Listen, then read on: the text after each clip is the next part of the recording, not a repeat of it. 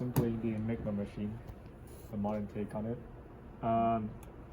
Honestly, most of it is handled on the PIC itself in software, and the GUI is mainly the most powerful way you can interact with this machine in general.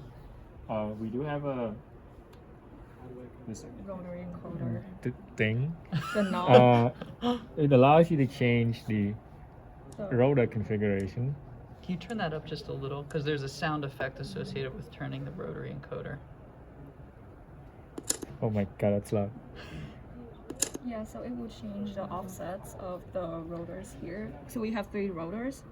So as we, it will change the last one. If you push the button, it will change the second one. Yeah, and then if you push the button again, it will change the third one. Gotcha. Yeah. Yes. So configuring the Enigma machine involves setting up the stecker board, which I believe you've done in software, and then getting the rotors in their proper orientation, and you have this interface here for doing that with an associated sound effect, so it feels and sounds kind of mechanical. Yes. Cool. Okay, so should we try enciphering and deciphering a message? Sure. Okay, so could we use an indicator setting, so an initial rotor setting from the imaginary code book of ECE? Okay, I could do it here. Okay, so you could set the rotor settings there. So I'm assuming. Where's my E? There we go. ECE, okay. Oh. Yeah, so if you look at the screen, it already changed to ECE. So Okay. there are 2 ways to change the rotor configuration. Gotcha. So the rotors are now configured to ECE, and then we, as the folks doing the enciphering, decide on the message setting that we're going to use. All right. So why don't we use the message setting RED?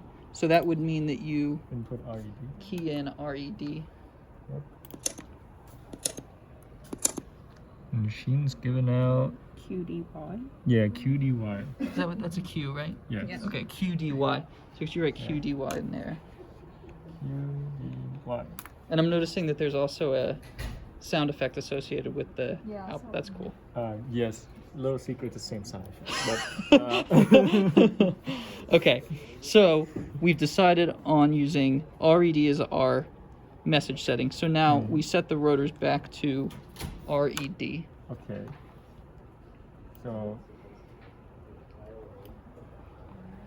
So R is, so we do E here, and then we do R here.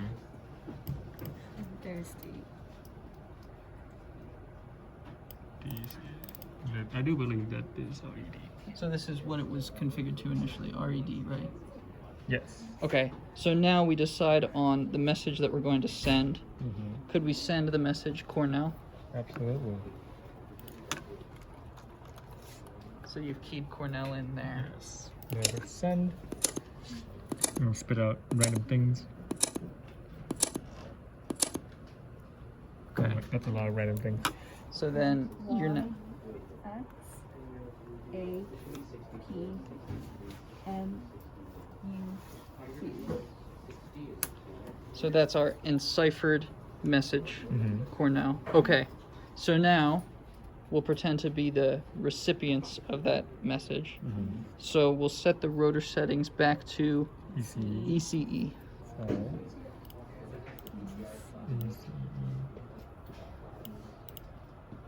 And we'll key in, let's see, DY.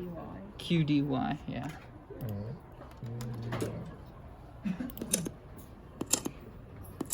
Yeah. That's relief. Okay, and now comes RED.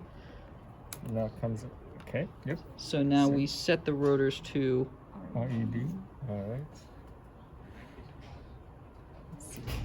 D is on, No, D's here. uh, Oh no, C. there you go. so the rotors are now configured to RED.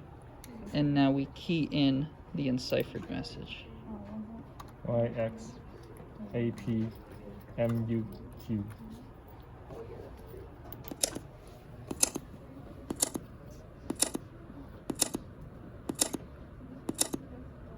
Awesome. And out comes Cornell. Yeah. Really cool. Really cool. So how are you doing is the sound effect run through a DMA channel? The sound effects is actually not run through a DMA channel. It's just well, actually, it is an interrupt, so it's not a DMA channel. Okay. It's interrupt in the machine. Awesome. Awesome. Where did the sound come from? Because it does have kind of a mechanical sound. So we basically like took the YouTube video of a typewriter sound, and then we put it into MATLAB, wrote a script to extract all the and then like just copy everything in here. Gotcha. So you found an audio, a sound that you liked, and saved that in there, and then you're playing it out. Yeah. Very cool. The sound effect sounds just right. It sounds just like it should. Cool. Thank you very much. That's a really cool demo. Yeah.